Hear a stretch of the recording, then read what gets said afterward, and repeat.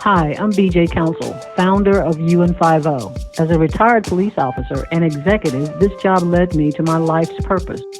I served humans experiencing varying levels of crisis, trying to get jobs, housing, educational needs, health care, but due to personal barriers or overworked systems, these humans aren't able to obtain life's simple goal of just being stable.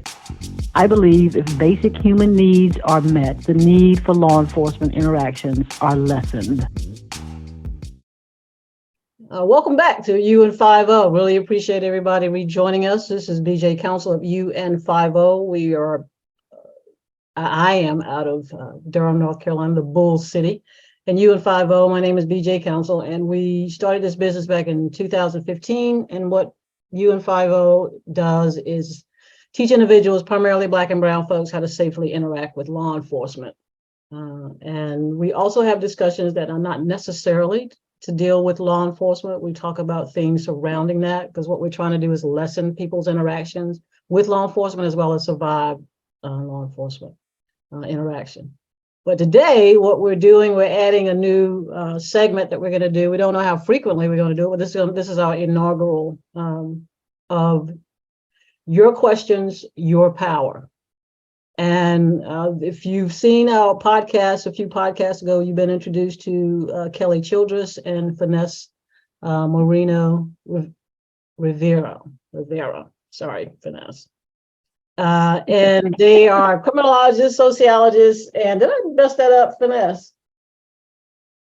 Forensic psychology, but that's okay. You know what? I'll take it. Criminology, sociology, and number crunchers is what they are. Data. One of the allergies. Yeah, criminologists, sociologists, and data crunchers, and that's what they do. So when we met the first time, we talked a lot. We kicked it off, and then also the fact that data is important in the work that I'm doing. One of the things that I wanted to do is talk about is help people. One of the things that why it's called Your Questions, Your Power, is we want to help you with what questions to ask of your leaders in your community, especially as it relates to law enforcement.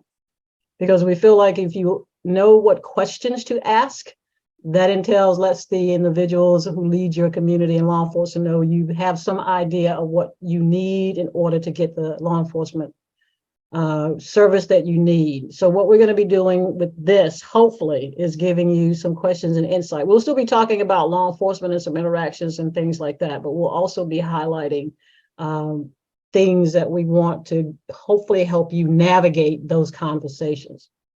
So what I'm going to do first is let Finesse and Kelly introduce themselves again briefly, and then we'll kind of get into what we hope this will be for you. Those of you hopefully that will come back for this segment that we hopefully will do, 2 or 3, 4 more times throughout the course of the year. So Finesse, I'll let you go first. Sure. Thanks for having me back, BJ. It was always a pleasure being with Kelly as well. Our last podcast together was a lot of fun. So I am Finesse Moreno-Rivera. I have a master's in forensic psychology. My expertise lies in criminal justice reform, specifically looking at public policy as well as data analytics. As of recently, I have started my own company, CJ Solutions, CJ standing for criminal justice. And this is specifically, the company's specific aim is to help communities and organizations in any type of criminal justice reform that they're looking to undertake. So that's a little bit about me. Thanks, Finesse. Kelly? Hi, my name is Kelly Childress, and I am a sociologist / criminologist. I graduated from UNC Greensboro with my master's in sociology. And I'm just really excited about the work, and I've done a multitude of different career avenues. I've worked with the homeless population, and we know that a lot of those people are just as involved. And currently I'm working with the same population, but helping them navigate the job force. So, yeah. Thanks, guys. And so one of the first things I want us to do, and I'll start since as to what we want to hopefully accomplish here. I think I mentioned in the beginning is to help you figure out what kind of questions and how to ask those questions, which may be related to data. Because one of the things in law enforcement that it's all about the numbers. and the police departments across the country, kind of their performance is based on reducing crime. But then there's also some other data that if they're not tracking, you as a community can ask. I will also be doing and still talking about incidents occasionally, but mainly just how to help you ask those questions and let you know that you can ask your police department. I think Finesse said something in the last podcast that people, even though the incident with George Floyd happened and questions are being asked, still people don't realize that's power that they have because they didn't realize they had it or know how to use it. And we want to kind of take that into another level and do that. And then also for me, I am a boomer, and these two women are considerably younger than I am. And so what I'm hoping this journey will do is help to keep my mind fresh as to what's going on that is a little different now in this century and in this moment, in this climate from their perspective.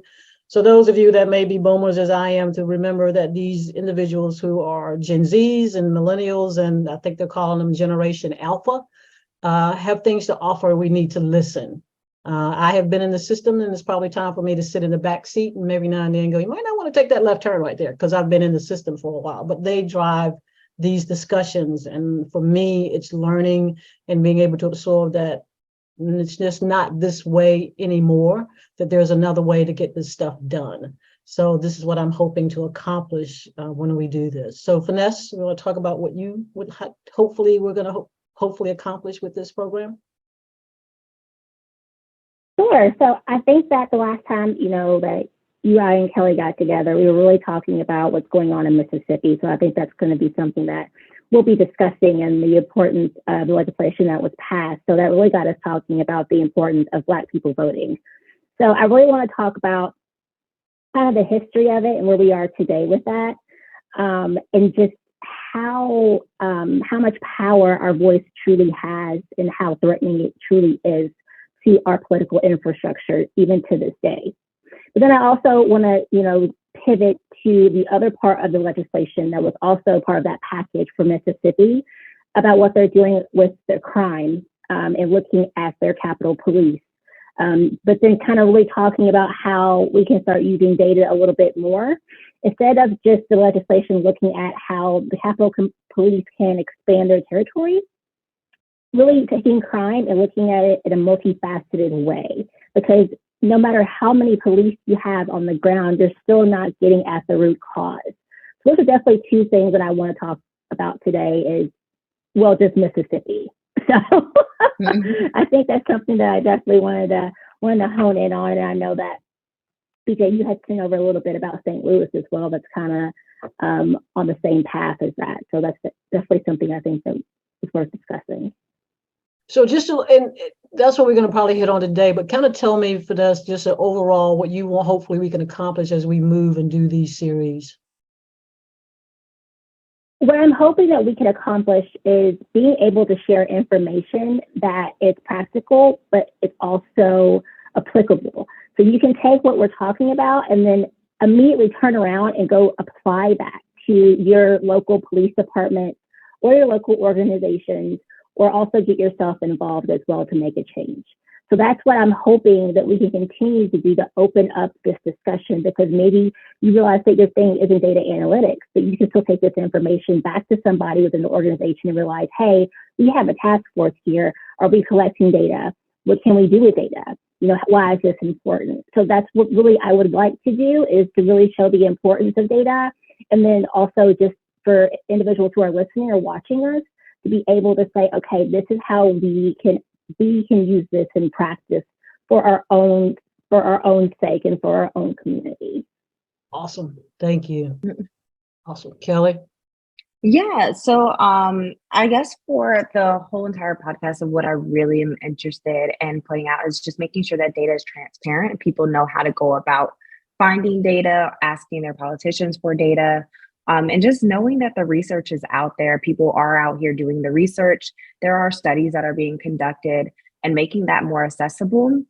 And I think, like I had mentioned in our last meeting, sometimes when these researchers are doing research, sometimes it's not as, a lot of citizens are unable to read the work or understand what's kind of being presented. And so making sure that people understand what's being done and kind of making the studies in sociology and criminology more applicable to people that are able to better understand what the data is saying. So just making sure data is more transparent and people are knowledgeable about how to go about finding it, and making sure that people know that you have a right to ask for where the budget's going, what is being spent on. It's public safety, and I think it just needs to be more transparent. Yeah, and I appreciate you saying that. One of the other things too is I think I think all of us keep referring to the last one. It's also being able to make sure people understand it. I mean, because even in the police department, we had a guy that was crunching numbers. I mean, he's still there and really, really good. And he brings stuff to me. He was like, well, what am I supposed to do with that? So, and he kind of like, well, this is what it's saying. Oh, okay. And now when he said that, then I was able to go, okay, well, this is how we can work with that to have an impact on either to reduce it, increase it, whatever we needed to do whatever with the data. So the fact that we want to help you figure out how to ask and how to interpret that. So cool. So that's what we hope we'll be able to do for you. So Finesse, let's talk about the voice down in Mississippi and this Missouri thing with the this outreach of also, before we get into that, voting, we definitely, all three of us, like, Black folks, you need to vote. We're not telling you who to vote for, but you need to vote for persons who you feel like speak your voice. And you need to pay it. What we're finding out, you need to pay attention. Things are happening and people are not paying attention, and we understand that people have to work, but we really need to start paying attention, and the Black folks have to do that. So a couple of things are going on that we wanted to bring up, that it was related to law enforcement, but how it's going about, and Finesse kind of get us started on that. Sure. So, I can't help myself but get a little bit more deeper into history. First of all, I love history. Absolutely love history. I wanted to go to school for it for the longest time, and then I was like, well, that's not going to do anything if I'm not making any changes now. So why study something that's already happened? But just to let everyone know, one thing that I was shocked about was how much the federal government really stepped in to help Black Americans vote. I had no idea. And this started with Lyndon B. Johnson, passing the Voting Rights Act. This was in 1965, okay? And he even made it to where he had flagged certain southern states and said, okay, you have a history of being, let's just say it, racist, discriminatory. So we can even make sure that if you plan on changing, and this will come full circle, everyone, if you plan on changing anything about your voting, I don't care if it's your rights, redistricting, I don't care what it is, you have to have pre-clearance. You have to come to the federal government for us to say it's okay, because we know what you guys are up to, and you still don't want Black people to vote. And this has been, set in stone for years and years and years. So, what you started to see back in the 1980s up to 2000s, you started to see more African Americans being represented within our systems. And so you saw a lot of improvement within our communities, a lot of growth, which had tangible effects, right? So a lot of growth when it came to work, when it came to, just economic opportunities, which was wonderful. And then you fast forward to 2012, thinking about Obama, it was historic for us. That was the most that we've seen Black individuals vote when it came to reelecting Obama. Here is the problem, and this is where Mississippi was able to steadily start making changes to where they are today. Right after 2012, Congress came back and said, well, everything's doing pretty well. So now we're going to take a provision away, okay? This provision that was taken away was monitoring the southern states who have to go back to the federal government to make sure that what they were doing wasn't discriminatory against Black voters. So once that went away, right overnight, that's when 19 states, 5 of them, which were still under pre-clearance because they were that bad still, like, we still don't trust you, that changed their voting rights and regulations right away. And it led to more voter suppression overnight, Mississippi being a major one of those. So when you think about stringent ID requirements, felon disenfranchisement, closing of polling places, all of that popped up right overnight. And when you think about a state, you're going to think about, all the southern places as well as Mississippi. But another example would be Alabama. As we know, Alabama has a very strong Black population. So, right before the 2022 election, it was like around 2020, within Atlanta and the suburbs, they went to having 107 voting drop boxes to 25. 25 drop boxes. So they're making it very inconvenient for Black people to be able to vote. And I found that to be so interesting. And then also a double whammy when it came to removing that provision was that there was a conservative minority who took away the last possible tool for the Department of Justice to really challenge state regulations when it comes to voting based off of race and age. So they've taken all of that from us because the federal government was actually looking out for marginalized groups when it came to voting. But right after President Obama, all of that was taken away. And now here we are in 2023 and looking at states such as Mississippi and St. Louis, Missouri. Okay. Mind blown, right? Yeah. I'm sitting here going, I'm all the way back at the first thing. It was like, so when did it happen? When did the federal folks take away the provision? I mean, the oversight, so to speak. When did it, who did, I mean, what? When did it happen? It was in 2013. It was in 2013, and it was a case that it happened with. I think it was like Colorado versus Shelby, because that's when states started to say, wait a minute now, because back in the day, the pre-clearance, they set that up because they openly knew they were being discriminatory, right? You saw all over the TV, it was open that they were racist. But now, no, it's not that way anymore. So what are you judging us on? How can you potentially say that we still have to have these clearances? So what is your new judgment on? And they couldn't provide any way to measure them. And so then it became them treading upon states' rights. And so they had to get rid of the provision. Wow. Didn't know that. Yeah, I didn't know that. I didn't know that it happened. Kelly, did you? I didn't know that. I did not either. And it was such a big deal because the federal government, if they have done one thing like really solid for Black Americans, it would be voting. And that's why this has been such an ongoing issue, and they've been able to sustain such strict voter suppression laws, is because the federal government can't do anything about it. Wow. They can't do anything about it. Wow. Right. So enter Mississippi now, where they're just like, oh yeah, don't worry about it. You can no longer elect your, judicial, individuals, your court. It doesn't matter. There is no federal law that can dictate them doing so. Okay. There's no protection for, and Jackson's 83% Black. Yeah. I think I'm just I just want you guys to think about that. Had no idea. I mean, I'm kind of lost for words. That's amazing. They do it right underneath your nose. They really do, because I'm thinking, how is that legal? How is that actually legal? And that passed quite a few years ago, and that's how it just continues. It just continues to go. And so because they can. The things that are happening in Mississippi, Jackson, Mississippi, and in the Missouri, where they're expanding the police thing. That's what kind of caught my eye. They're enlarging the jurisdiction of policing, because they're saying that these particular communities are just really violent. Crime has gotten out of hand.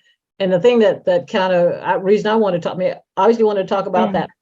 But the other part is that they use the terminology, want to be hard on crime. Hard on crime. Yeah. Right. And so my thing is, that's not going to work, because if you're not, why don't you be hard on intervention and prevention? That's going to reduce your crime. And I think that, go ahead. Yeah. Kelly, go ahead, And Kelly. I think that too, when you mentioned hard on crime, like you said, it's not really looking at the root causes of crime. Mississippi is a poor state in general.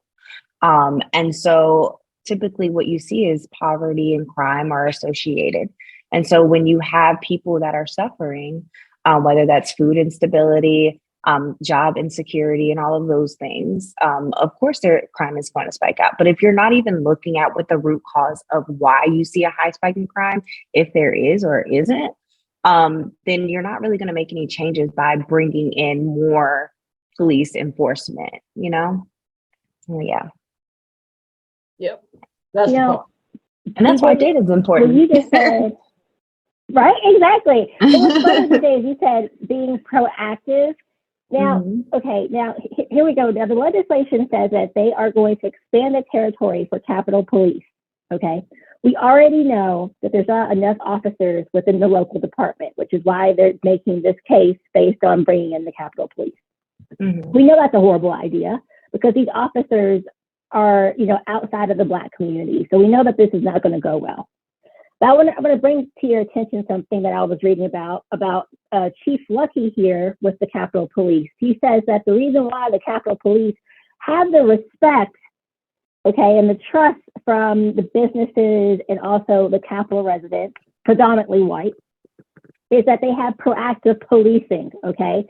And the example that he actually pulls is that since September 2022, the officers have had a significant boost in overall traffic citations given in the city, over 3,000 traffic citations. Do you not know in that same month, Jalen Lewis, a Black man, was killed during a traffic stop? This chief had the audacity in the same breath, I don't know where the PR is, in the same breath, knows that traffic stops, we all know this, are the most deadly incidents between officers and civilians. We already know that, I've read a lot that, the relationship between Black communities in Jackson and Capitol Police are strained. And then you're going to boast about giving out more citations, thus increasing interactions between civilians and deadly force. And then the Mississippi Bureau of Investigation has an open case right now on the department. And you're going to say, well, we just keep on giving out traffic citations. Like, and I think, and that's the piece of it too, that. where it's like, it's traffic citations. So when people think of, oh, there's a high tick in crime, what crimes are we talking about? Are we talking about traffic stops? Are we talking about stops that don't require non-lethal force? Like, we need more data to understand what exactly you're talking about. What type of stops are there? And like, why are we, what I'm trying to say? Like, it's not right. Like, what exactly, what is the need for hard on crime, and what does that look like? So. And you bring up a good point, Kelly, too, because why does he reference a data point like traffic citations when the reason why that Jackson is in the media as it is because of homicides? Yeah. Pulling somebody over for a traffic citation and homicides are two different things, completely different things. So, and, also Mississippi is an open carry state. So here you have, you wonder why, it's like a perfect storm of all these root causes, Kelly, what you mentioned earlier about, poverty and the lack of, economic opportunities and jobs. And then you have an open carry state, which the mayor at the time tried to reverse, but that was not going to happen. And he's talking about a data point that has nothing to do with homicide. And but then again, where's the data that shows us as to why? I mean, all of these sources that are coming out, no one's talking about anything else. What's funny too is that on top of these root causes, they're having water shortages and trash pickup is always late. They need road repairs. It's like, people have guns out here and they're frustrated and they're tired. But we're just going to throw more police out there. It doesn't make sense. The math isn't mathing. Yeah. The math is not mathing. It doesn't really make sense to me. And the governor, I haven't even heard him talk about any other community resources or anything else that's happening. Yeah. So I think you're right. I think somebody said, one of you said that, what kind of crimes are there? Let's look at the data, then find out from a law enforcement perspective, what do you need to be concentrating on? And that's what the community is asking, is like, what kind of crimes are going on? What are these vehicle stops being made for? What kind of charges are they? You have a right to ask it if you're pulling me over for a regulatory violation, then most cities now, especially progressive ones, I think I've mentioned this before, most progressive police departments are saying for regulatory stuff, not so much. We're not that concerned about it, because if you can't fix your tail light out, you certainly can't handle this $200 ticket I'm getting ready to give you to go to court for you to miss a day at work. And then, you're going to get fired from your job because you had to go to, all of that. And those are things that community members can inquire about. And what are these numbers that you're stopping people? What are you charging them for? Why are you stopping them? And how is it impacting our homicide rates, our robbery rates, and those types of things? And then also, one of the things that we would do occasionally is some of my staff would arrest some, and I said, can you give me the story? So we had a guy that was breaking in up and down Chapel Hill Boulevard here. It's a main drag. He was beating us to death in breaking into stuff. And I was like, can you kind of tell me what's going on with him? I mean, just ask him, why is he doing it? And it turned out he came from another city and happened to smoke some pot with some friends, and they laced his pot with some crack cocaine. So he was a crackhead doing stuff. So his history was he was a substance abuser, and that's the difference. I mean, that's a story. And then there's a story where a young man goes out and kills or shoots a guy, right? But the backstory is the man used to live with his mama when he was with him, and he finally broke up. And when he caught him outside, because he'd been beating on his mama, he shot him. But all we got is a violent crime, right? And our numbers are going up. We don't know that backstory. I'm not saying the kid should have shot the man, but we need to understand where he was coming from as to why he shot it. Because you out the house, you've been beating on my mama, so here you go. Again, not condoning that, but community members need to just not look at the numbers. And let's find out some of this backstory. And then what do we need to do for this child?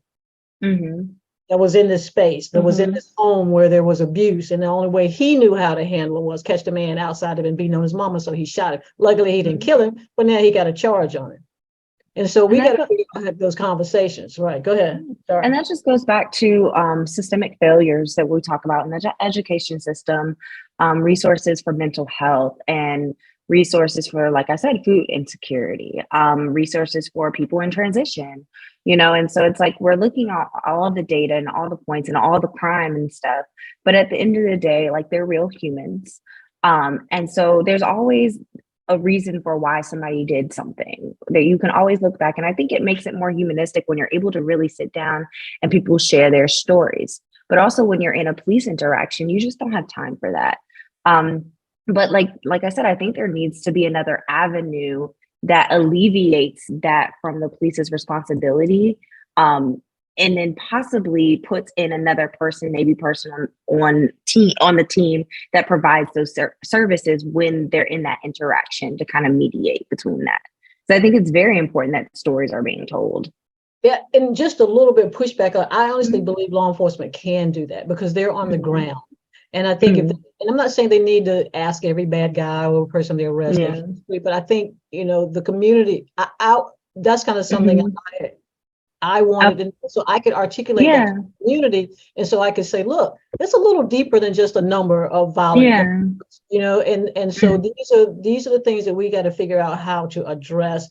And then for me, what that also does, if law enforcement would think about that, it also gets the sticky off me as law enforcement. Because that's an issue I can't deal with. I can't deal with because I'm not in a house with this young man and his mother beating him. But I'm letting you know these are the issues that may be driving some of these crimes. So which means then how do we do this holistically for the community to address these issues? How do we let this child know it's okay to go to school and tell somebody's beating your mom? You know, how do we make that space safe for not because he ain't the only one that's happening to, but because we know that's happening. So how is we law enforcement say, look, y'all, can y'all help these kids by saying, you know, I know your mama might be getting beat, so it's safe to tell us, and then have the resources that are needed. So I think for me, and I think and I agree. I just think that too. Also, having law enforcement have the ability to do referral services. You know, because it's just, I just think that a lot of law enforcement, from what I've seen in my interactions, especially with the population that I work with, they just aren't knowledgeable about the resources out in the community. It's kind of word of mouth. So if those were more readily available to officers, to be able to be like, oh, this person is suffering from mental health issues. How can I alleviate the issue, make sure that person's safe, do what I need to do, and then have the space to then just refer that person out and do follow-ups, you know, and make sure that person is going to those services, you know? So I think if officers... I'm gonna let Finesse, but I got to talk about that just because I totally agree with that. A lot of officers do that. The issue is that as a police officer, and I know this, and this is talking about back in the day, right? We call the services and like we ain't got no more room. Yes, I do agree that happens. Yeah, I mean, no, that happens a lot. You know, so you get what you get is a frustration from law enforcement. Like, look, I call a social worker, but she got 60 cases she can't take no more. You know, so that's what I'm saying. We got to talk bigger than just you know, it's not just those two organizations. It's we got to figure out how to make the resources that police officers, trust me, they want to send them, but every time they around, it's like ain't got no room, ain't got no beds. I mean, come on, community. So you got to instead of defunding us, why don't you fund these other resources? Because we want to send somebody there. Seriously. Okay, Finesse, your turn. No. So I denied her because I was on a roll and I was thinking the exact same thing. But here, okay, now let's take it a step further. We take all what you just said and apply that to Jackson, Mississippi.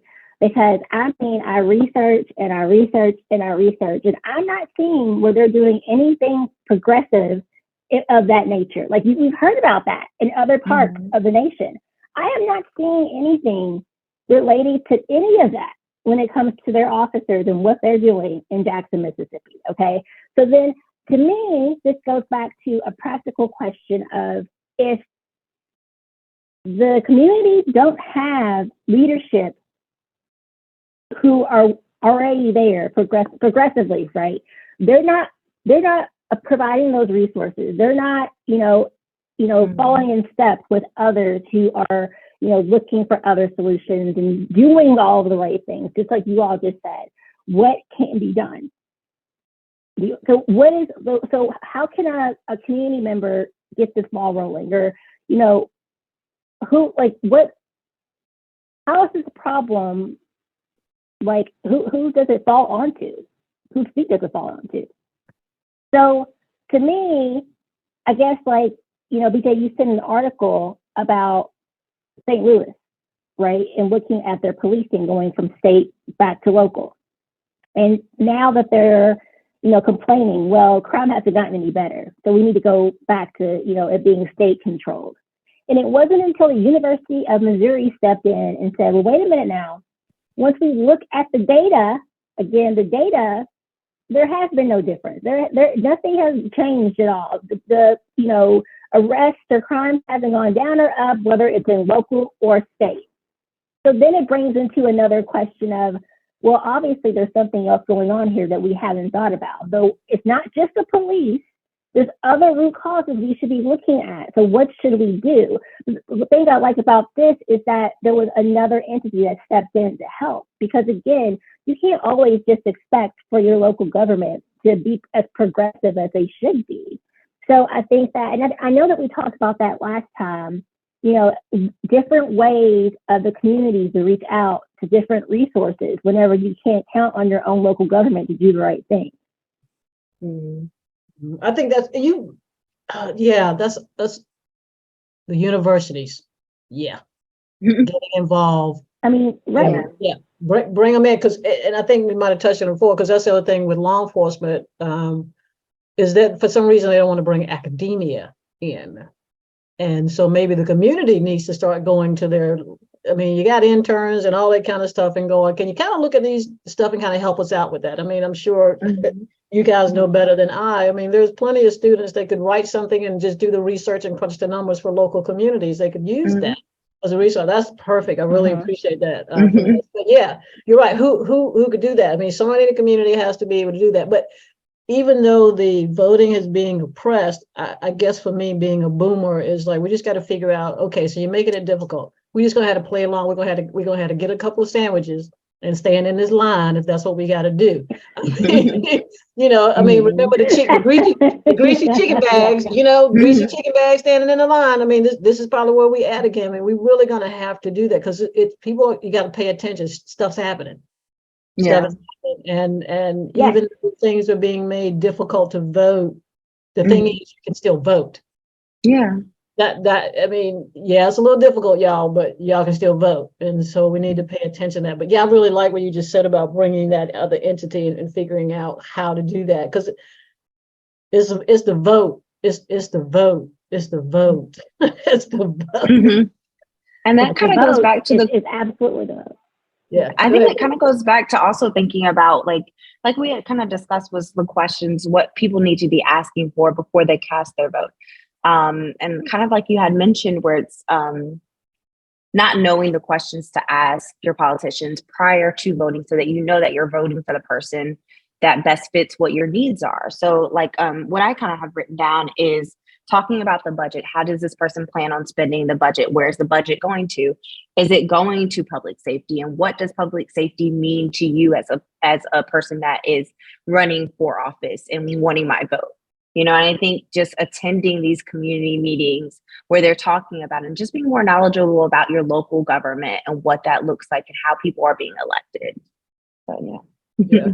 And I think also too, I think that's really good. I think would also put into the space that for those who are out here trying to make ends meet, they're running around doing like 5 jobs because they got to keep the lights on for the kids. Find that individual in the community that you trust, because there's always there's always that informal leader, right? yeah. On every block, there's an informal and find that informal leader because they're going to be connected and find out they're going to know who you need to vote for. They're going to know what's going on and find that person. If you're not able to do that, at least find out, but go vote, do what you got to do, but at least go ask that informal leader in the community, go, who you voting for, the one you trust. And then if you decide that that's the one, because we got to understand and let people know you can't come to these meetings. Yeah. You can't come to these meetings because you trying to keep your head above water. But find an informal leader that is on every block, every community who will know and is connected to something that will help you, guide you as to that part. And also kind of, if you have the time to look at people's platforms, just knowing who is running, and most people will put what they agree with and what they don't agree with and what they're running for and what what it would look like if they would have won your vote. Just going on the website and kind of looking through quickly. Most people do it in bullet points and having, if you have the time to do that, I think is really important before you go cast your vote. Yeah. Yeah. Cool. So what else we got? What else were we going to talk about? Well, go ahead. I think that that's on a roll, right? I know, well, let me say one last thing to Kelly's point. Not only are the younger generations like taking a hold on look what happened in Tennessee. They were like, excuse me, what? And they go, protest. It's just like, we have things to say. And they were back in there like the next day. It was just like, no, I don't think so. But I think it's also time for us to take a stand and be leaders for others as well, and just get that word out there and be, just keep yourself, just make sure that you're, keeping yourself in check and also keeping others in check too. That's the only way that this is going to work, because they will pass legislation fast and quick, without anyone knowing about it. And then before you know it, the repercussions of that, we see it. I mean, I hate to say it, but in Mississippi, there's no telling what's going to happen once the Capitol Police get more involved. I am not impressed whatsoever for what I've seen from that entity. I feel very strongly about that. So I don't see myself going back on that anytime soon, even if I watch this 5 years from now. So I will say that it's very important that you stay abreast of that information, similar to what Kelly said, but then also, and also don't be afraid to be a leader. You know, I know it's difficult. It is, you know, but do what's right. Do what's right for you and for your communities. Yeah.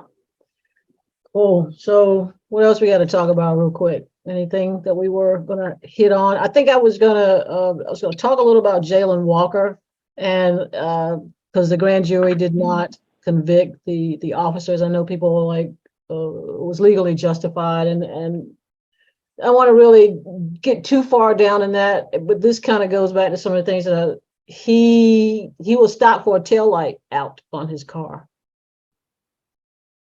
And kind of the reason I really talk about some of this stuff, and Black bodies are dying. I think I've mentioned before, they're dying for misdemeanors and vehicle regulatory stuff. They're not dying for killing people like mass shooters. And just as when we stop you, we're stopping you for the taillight.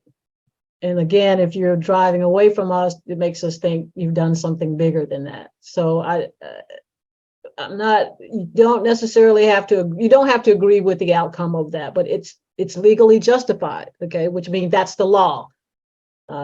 That's the officers, he shot, based on the report, based on what's in the press, he shot a gun outside the window. So of course they thought that, and you had 8 officers who all thought he had a gun, and they all fired over 50 rounds into this man's, in somewhere near his body. They also were there were implications that he had lost his girlfriend within the last 60 days or something, and he was distraught about the death of his girlfriend. And they can't find anything to do with it, but they were wondering if he was trying to commit suicide by cop, but they can't determine that, but there's nothing that says that was anything. They can't prove that. That was just because he was distraught. They were kind of thinking that, and then the shooting out the window with the gun that was in the car, not on him when he did that. And we've talked about this before, that the number one resistance is the failure to comply with verbal commands. And just understand, folks, that if you got a gun, I'm not going to talk to you like I'm your auntie. I'm going to be telling you to put that gun down, and sometimes stuff come out my mouth ain't going to be real pretty because I need you to put the gun down. So what we found out is that the number one resistance to law enforcement is simply not following verbal command. And then they're being stopped and dying for vehicle stuff. Just kind of think about that. They're dying for vehicle movement, mechanical stuff wrong with cars. Just think about that. So that's kind of my little soapbox on that. I don't know what else to say. It's not a little soapbox. You know, because it keeps happening over and over and over and over again. Yeah, it does. And it's you know, you would think that it would be, you know, kind of tether off, but it hasn't. It hasn't. I mean, I just mentioned one earlier with Mississippi. And I just don't know what else we can do to get through to those who are driving, but then also to officers as well, you know? Yep. At some point, something needs to change.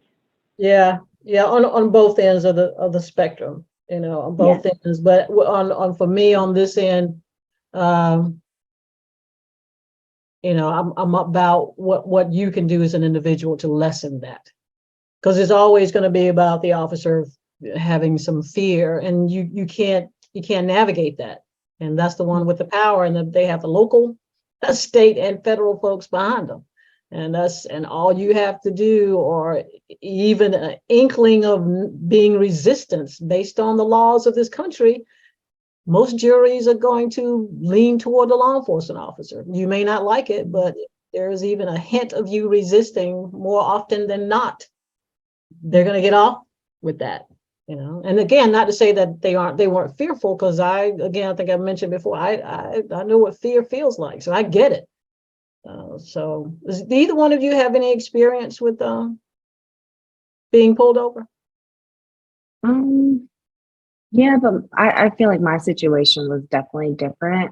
Definitely because of um just it was yeah, not necessarily the same experience as yeah. It was yeah. Okay, okay. She kind of dancing all around that question. She like, nah, mine a little different. I have actually. I have. Um, I've only had one experience where I was actually like, wow, that could have ended differently. It was about 12:30, I think, or later in the evening was when I was living right outside of DC. I live further out now, but at the time I was driving a Mercedes, blacked out windows. I was in an affluent area, which may I just say, I was paying my rent where I lived because I had a good job and still do.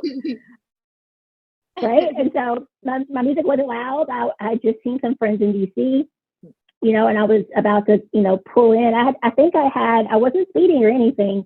I was at a light and I was going to make a right. But the light was red. And I mean, there was no one on the street. And so, I stopped, I looked, no one's coming. And so I make a right.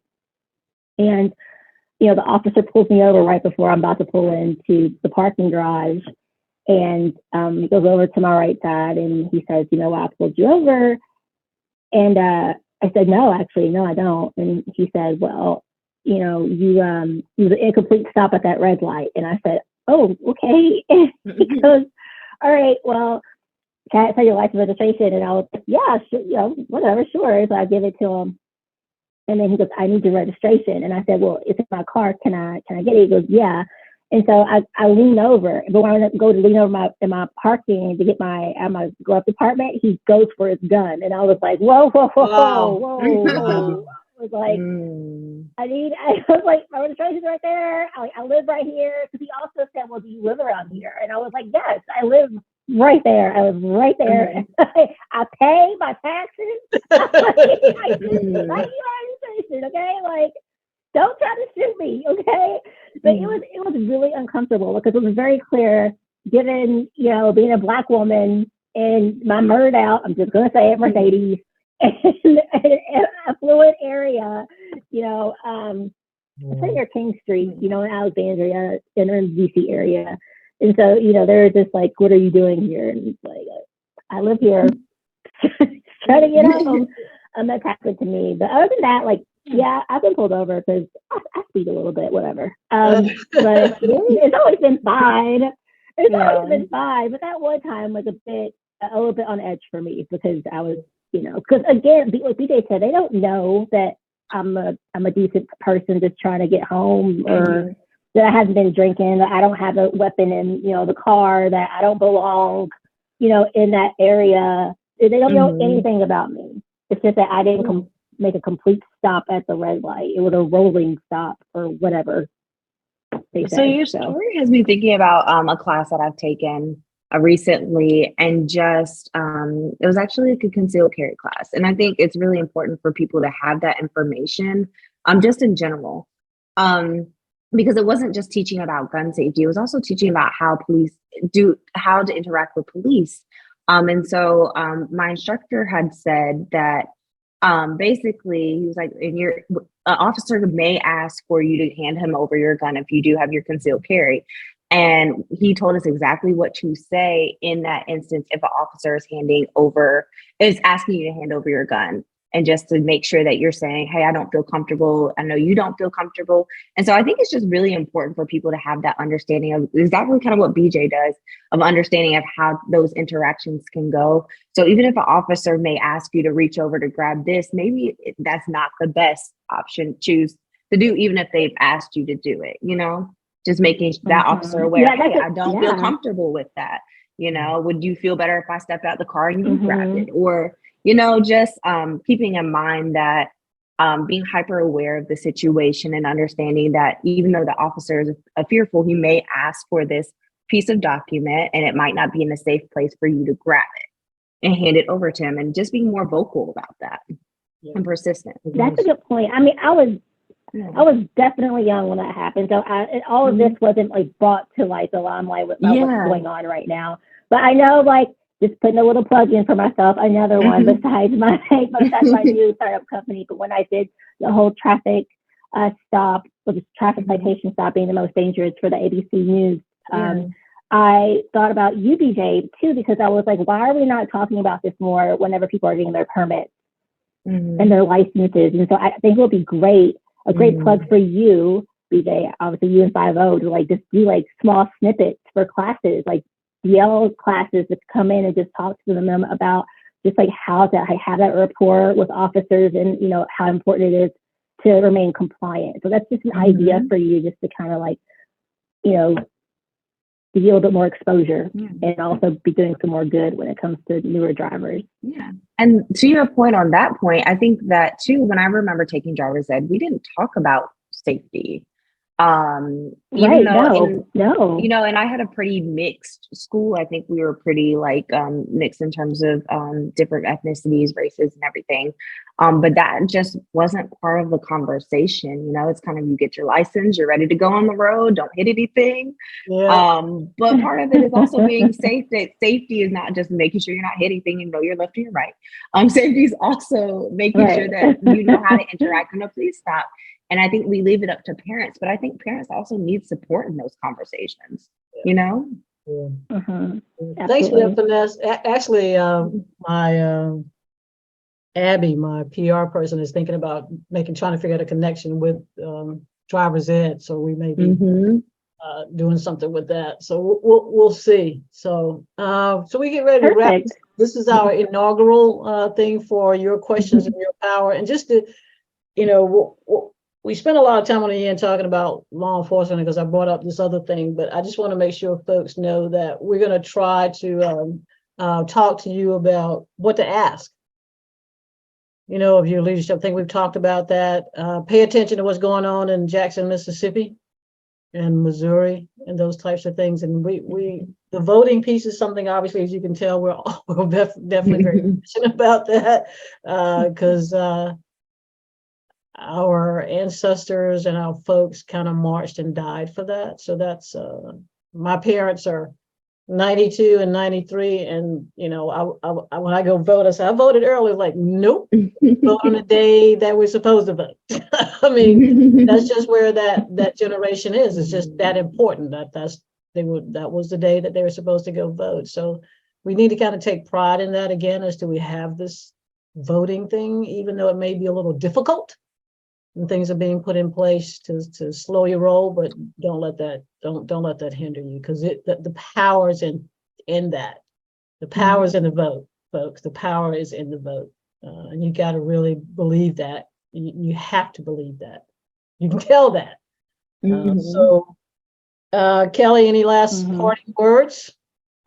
Just to your point, as we can kind of see what's happening recently, that your vote does matter. And so we're starting to see policies being changed, things that we thought would stay the same, that we've already hashed out. So just go out and vote and make sure that you're aware of what's going on in your community and making good decisions. Cool. Finesse, when you repeat the name of your company too, please. Sure, it's CJ Solutions is the name of the company. Very, very proud. But if anything, the last thing that I'll leave for those who are listening is that remember that the Black American population is larger than the entire population of Canada. Think about that. Just think about that, and just how much power we actually have and how much change we can bring about. So just always remember that. Wow, that is pretty impressive. I didn't know that because it's about the data. I firmly believe it's about the data, and that's why we want to have these conversations periodically to help you ask the right questions of your community and your law enforcement folks to get the kind of service that you want in your community by law enforcement, and asking the right questions. And I'm going to go back to what Finesse said in the beginning about the Jackson, Mississippi, with a bunch of stops. You know, what do those stops look like? You know, what types are stops of those as it relates to the violent crime that the leaders in that community are saying are just violent crime is, off the chain. So what is that violent crime? How does it relate to vehicle stops? So those are the questions that you should be asking so you can make sure that those elected officials are doing what you need to do. And then if whatever that's being stopped, then those resources need to be available. If stopping vehicles means your crime is going to reduce, then what is it that resources you need to do so the persons aren't committing a crime that are in the vehicles? All this stuff is tied to that. So what we hope is to be able to give you some questions, which will also give you the power to do what you need to do in your community. So thanks again to Kelly and Finesse for saying yes to this inaugural Your Questions, Your Power, and also for wanting to be a part of this.